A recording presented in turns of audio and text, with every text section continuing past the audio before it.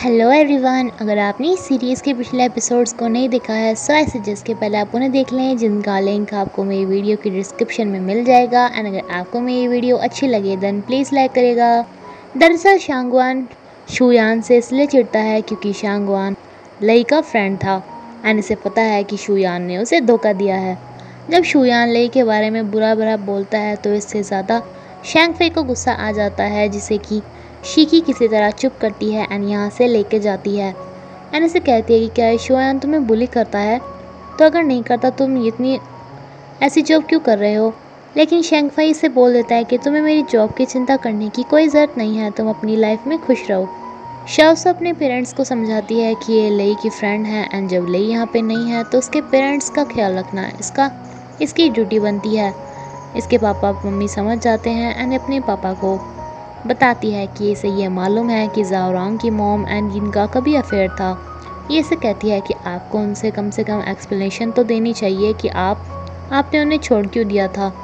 Spring festival जिसके लिए शाओसो के पेरेंट्स यहाँ पे आए थे, तो शुयान को भी अपनी वाइफ को अपनी मॉम से मिलाने के लिए घर पे लेके जाना था, बट शांगली वहाँ पे जाने से मना कर देती है कि वो तो वहाँ पे बहुत सारे पहाड़ वगैरह हैं, ऐसी जगह पे मैं प्रेगनेंसी में कैसे जा पाऊँगी।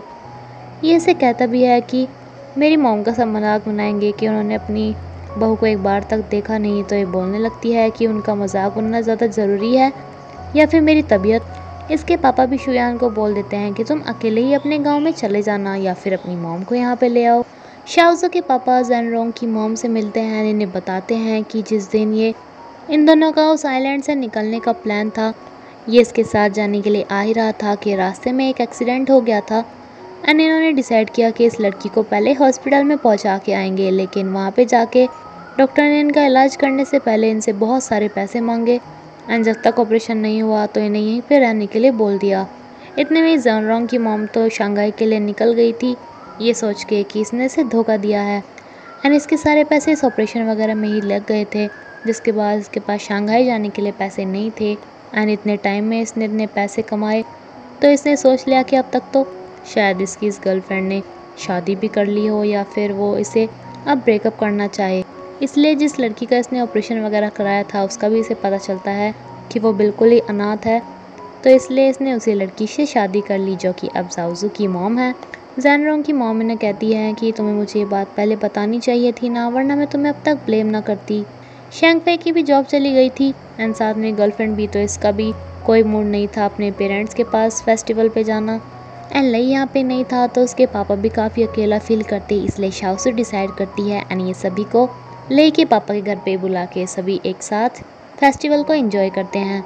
शुयान की मॉम ने इससे काफ़ी ज़्यादा रिक्वेस्ट की थी कि शांगफei को गांव में लेके आए, बट वो तो अब आई ही नहीं थी, इसलिए अब ये गुस्से में से बोल देती है कि जो तुम उसे नहीं लेके आए तो तुम भी मत आना। ये बेचारा रात भर अपने गाँव में जाने के बजाय रेस्टोरेंट में ही बैठा रहता है, क्योंकि अब ये वापस से शैंगफei के पास भी नहीं जा सकता था, जिसे बोल के आया था कि मैं तो गांव के लिए जा रहा हूँ। यहाँ की ओनर को भी अपने घर पे फेस्टिवल मनाने जाना था, तो ये भी इसे बोल देती है कि आप क्या थोड़ा जल्दी करेंगे यहाँ से जाने के लिए। ये अपनी दिल की दास्तां इसी को बताना स्टार्ट कर देता है कि मैंने सोचा था, मैंने बहुत सारी मेहनत की थी, पढ़ाई की थी कि मैं एक बहुत ज़्यादा अमीर आदमी बनूँ, मेरी एक अच्छी सी वाइफ हो, लेकिन अब मेरे पास ही सब कुछ है बट खुशी नहीं। मेरे लिए ऐसा कोई भी नहीं है जो घर पे मेरा वेट कर रहा हो तुम्हारी की तरह। अब ये घर पे भी नहीं जा सकता था, इसलिए इसे होटल में ही रहना पड़ता है एंड ये दोनों बाप बेटी भी ये सोच के कि वो तो अपनी गांव चला गया, आराम से अपना फेस्टिवल मनाते हैं, साथ में फ़ोन करके उसे भी विश करते हैं। सभी कैदियों को अपने पेरेंट्स के साथ बात करने का मौका मिला था, तो ये भी ये सोच के कि इसके पापा बहुत ज़्यादा अकेले होंगे इन्हें फ़ोन करता है। लेकिन जब इन्हें पता चलता है कि इसके पापा के साथ तो यहाँ पे पूरी फ़ौज आई हुई है, तो इसे काफ़ी ज़्यादा खुशी होती है, जो कि शाओसो की वजह से ही पॉसिबल हुआ था। एक दो दिन बाद शुयान को अपनी एक पुरानी क्लासमेट मिलती है जो कि यहाँ पे एक बिज़नेस मीटिंग के लिए आई थी एंड ये शुयान को भी कहती है कि प्रोजेक्ट वाले दिन ये भी इसके साथ चले। दूसरी तरफ शैंगफei को इसके कपड़ों में से होटल के रूम का टिकट मिल जाता है, जिस पे सोचती है कि वो पता नहीं किसके साथ वहाँ पे रुका होगा, यानी कि उसने इसे झूठ बोला कि वो अपने गांव जा रहा है। शुयान की फ्रेंड को जिसके साथ ये प्रोजेक्ट करना था वो इसी का दुश्मन शैंगवान था, जो उसका प्रोजेक्ट की सारी बातें सुन के बोल देता है कि वैसे तो प्रोजेक्ट काफ़ी ज़्यादा अच्छा है, लेकिन इस तुम्हारे फ्रेंड शुयान की वजह से मैं तुम्हें ये प्रोजेक्ट नहीं दे सकता। ये बहुत ज़्यादा ट्रिकी इंसान है जो कि पहले लई की कंपनी में एक छोटा सा असिस्टेंट बन के आया, लेकिन अब देखो इसने लई को जेल पुचवा दिया है एंड अपने आप उसकी पोजीशन ले ली है। तो क्या पता है मेरे साथ भी ऐसा करे, इसलिए मैं तो ये रिस्क नहीं ले सकता। अब इसे जब ये प्रोजेक्ट नहीं मिला था तो ये कहती है कि मुझे 2-3 दिन शंघाई में घूमना है, तो क्या तुम मुझे घुमा दोगे? एंड ये भी इसके लिए हाँ बोल देता है। शिकी के कलीग्स आपस में बात कर रहे होते हैं कि इन्होंने शिकी के नए बॉयफ्रेंड को किसी और लड़की के साथ देखा था, जिसके बाद ये शांगवान के पास फ़ोन करती है, लेकिन शांगवान इसका फ़ोन काट देता है ये बोल के कि मैं बहुत ज़्यादा बिजी हूँ। एंड देन ये अपने फ्रेंड लई के पास जाता है, इसे कहता है कि जब तुम जेल में से निकल जाओगे तो हम दोनों मिलके बहुत अच्छे प्रोजेक्ट्स करेंगे। लेकिन लई इसे बोल देता है कि मेरा कोई फ्यूचर नहीं, इसलिए मेरे साथ मिलके तुम भी अपना कोई भी फ्यूचर ख़राब मत करो। एंड ये यहाँ से चला जाता है। शुयान अपनी इस फ्रेंड को शंघाई घुमा ही रहा होता है। इत्तेफाक से शैंग फानली भी यहीं पे अपनी फ्रेंड्स के साथ आई थी। इसकी फ्रेंड की आंखों में कुछ गिर जाता है जिसे निकाल रहा था, लेकिन शैंग फानली एंड उसकी फ्रेंड्स को थोड़ी गलतफहमी हो जाती है एंड ये शुयान के घर पे आते ही इसकी खबर लेना स्टार्ट कर देती है कि ये सब क्या चल रहा है। तुम दूसरी लड़कियों के साथ तुम्हारा अफेयर था, तुम मुझसे शादी क्यों की थी? उनसे शादी करते फिर तुम्हें उनके साथ होटल में रहने की कोई ज़रूरत नहीं थी। ये इसे कहता है कि होटल में मैं इसलिए गया था क्योंकि मेरी इतनी हिम्मत नहीं थी कि मैं अपनी मॉम के पास अकेला जा सकूं। एंड रही आज की बात, तो तुम्हें कोई गलतफहमी हुई होगी एंड उसके बारे में मेरी फ्रेंड के बारे में इतना बुरा बोलने की कोई ज़रूरत नहीं है। एंड ये इसके पापा को भी बोलता है कि ये मेरे ऊपर इतने इल्ज़ाम इसलिए लगा रही है जिससे कि ये सब बहाने करके मुझसे जल्द से जल्द डिवोर्स ले सके। ऐसे ही 8 महीने पूरे हो जाते हैं एंड आज के दिन लई जेल से रिहा हो रहा था, लेकिन इसने इस बारे में किसी को भी नहीं बताया था, जिससे कि कोई इसके वेलकम के लिए भी नहीं आया था। लई के पापा जिससे कि कंफ्यूज्ड होने की बीमारी है, तो ये बोलने लगते हैं कि मेरा बेटा एंड उसकी मॉम यानी कि मेरी वाइफ कहाँ पे है, मुझे लगता है वो आ रहे हैं, तुम वहाँ पे दरवाजे पे जाके देखो। एंड ये आगे देखता है कि सचमुच लई आ गया था, जिसे देखकर इसके पापा काफ़ी ज़्यादा खुश होते हैं। इसे भी काफ़ी रोना आता है। लेकिन रात को जब ये इनकी देखभाल करने के लिए जाता है तो ये इन्हें बोलने लगता है कि तुम कौन हो? मेरा बेटा तो ये छोटा सा है जो कि अपनी मॉम के साथ कहीं घूमने के लिए गया है, तुम मेरे बेटे नहीं हो। सर्वेंट भी इसे समझाता है लेकिन ये नहीं मानता एंड इसे घर से बाहर निकाल देता है। लई के पापा से ही मिलने के लिए शाओजू आई हुई थी, जो कि यहाँ पे जब लई को देखती है तो बहुत ज़्यादा खुश होकर इसे गले लगा लेती है। लेकिन इसका ऐसा सैड सा मूड देख के समझ जाती है कि ज़रूर इसके पापा ने इसे यहाँ से निकाल दिया, तो इसे कहती है कि वो सबके साथ ही ऐसा करते हैं, हमारे साथ भी ऐसा किया हुआ है। लेकिन लई इसे कहता है कि मैं तो उनका बेटा हूँ ना, मेरे साथ तो ऐसा नहीं होना चाहिए था। एंड तुमने मेरे पापा की बहुत ज़्यादा केयर कर ली, लेकिन अब मैं वापस आ गया हूँ ना, तो तुम्हें मेरे घर पे ऐसे आने की कोई ज़रूरत नहीं है। ये इसे घर पे चलने को बोलती है, लेकिन ये इसे मना करके यहाँ से चल देता है एंड इसके पीछे पीछे जाओजू भी, जो कि बार में जाके पीना स्टार्ट कर देता है। एंड जब जाओजू से आके रोकती है तो इसे कहता है कि तुम यहाँ पे भी आ गई। शाओजू से कहती है कि मैं नहीं चाहती कि तुम कुछ गलत कर दो, वैसे भी तुम अभी अभी जेल से छूटे हो। इस पे ली कहता है कि अच्छा, तो तुम मुझ पे क्या दया दिखा रही हो? मुझे तुम्हारी दया की कोई ज़रूरत नहीं है।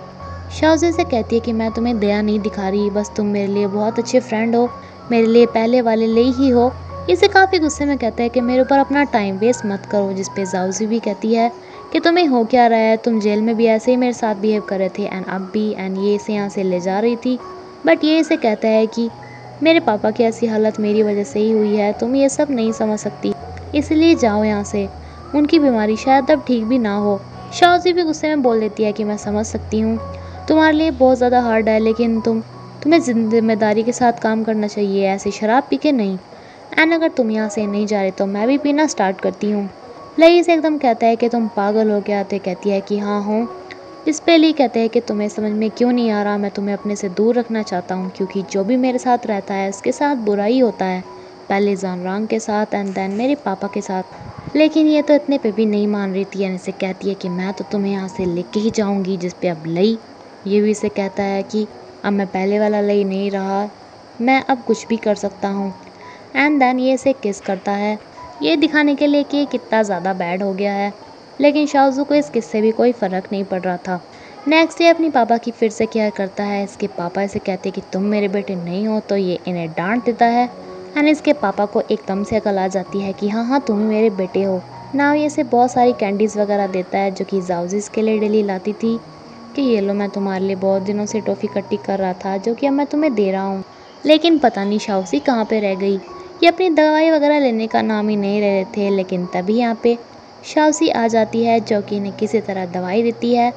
एंड ये इनसे कहते हैं कि तुम दोनों ने शादी कर ली, मुझे बताया क्यों नहीं, ये तो कितनी अच्छी लड़की है। लई ने कहता है कि नहीं हमारी शादी नहीं हुई, तो ये कहता है कि क्यों, अगर शादी नहीं हुई तो ये हमेशा हमारे घर में क्यों रहती है, तुम्हें जल्दी से शादी कर लेनी चाहिए। एंड लई को यहाँ से भगा के सासू को भी कहता है कि अगर इसने तुम्हें बुली किया ना तो मुझे बताना।